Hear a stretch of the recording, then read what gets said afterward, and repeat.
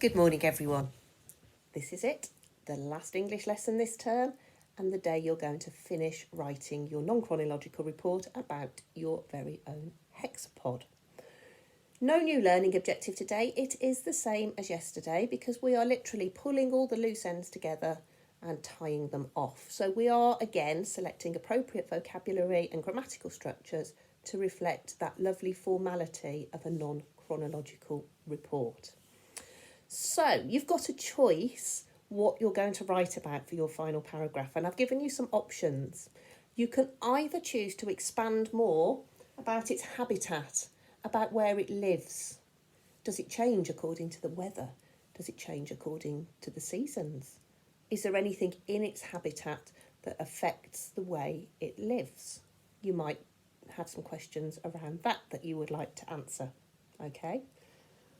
You might choose to write about its threats. Your hexapod may well be a predator, but is it also prey? Are there some other bigger, scarier animals out there that are going to prey on your hexapod? What is a threat to its existence? Again, could the weather come into this? Does it not like the rain? I don't know. It's your hexapod. Finally, your last option is its life cycle. So you would need to think about its offspring. Does it have many offspring?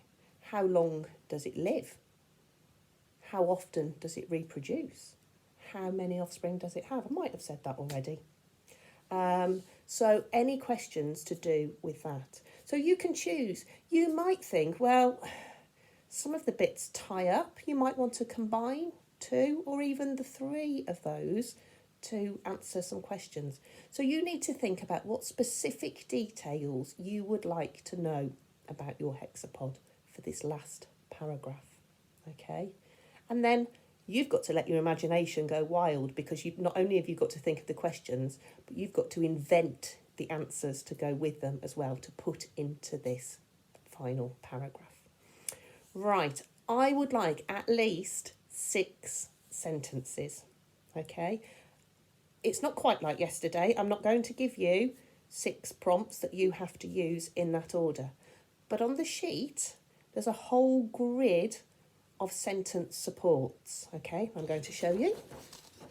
So all of these are suggestions for your sentences. Okay, so if I just pick one from random, there we go. Sentence must be 20 words long. You might choose that one. Sentence must include a modal verb. Would, could, should, might, may. It might. You might choose that one.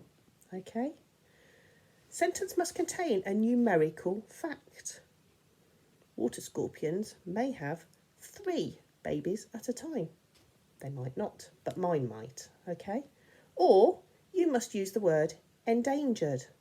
You must include a semicolon.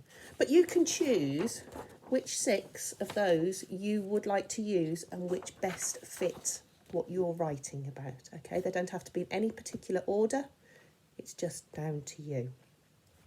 So you're going to use that. You're going to write this final paragraph about its habitat or its threats or its life cycle or a combination. And then what do we always do at the end of our writing? Go on, shout it out. We edit and improve, okay? Now, normally I'm there to nag and say, right, have you checked your spellings? Have you done this? Have you done that? Have you included the success criteria?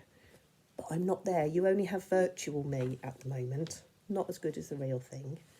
So on the back, it won't be on the back of yours. It will be on the next page. There is a checklist. Okay. Have I written a non-chronological report? I'm hoping you'll all tick that one without much thought. Does my writing flow? Is there cohesion to my writing? Have I included enough information? A report's got to give me information, hasn't it? I need to know a lot about your animal at the end of it. Do I sound like an expert? You should be writing as if you are. You are the only expert on your animal. Are my paragraphs structured well? Do they start and end well? You get the gist. There's a whole checklist there. And for each one, there's 2 columns. How well did I do? And you're going to rate yourself between 0 and 3. where 0 is, oh dear, didn't remember to do it, or actually I found this bit really, really tricky. And 3 is, I was really good at this. I don't think there's anything I can improve on this one. Okay. And then 1 and 2 are in between and the descriptions are on the sheet. Okay. So for each of those, check it through your work and give yourself a score. And then in the next column along, have I made improvements to my writing? So if you've got a 3, which says I'm really good at this, there's no improvement I can make, then no, I don't expect you to. But if you've got a 0 or a 1 or even a 2, then maybe make those improvements. Okay? Same as ever, if you've got any problems, get in touch. Some people did yesterday, some people did the day before. Don't be afraid to send me a message on Seesaw, okay? And I will get back to you if I can. And if it's appropriate, I can always give you another phone call.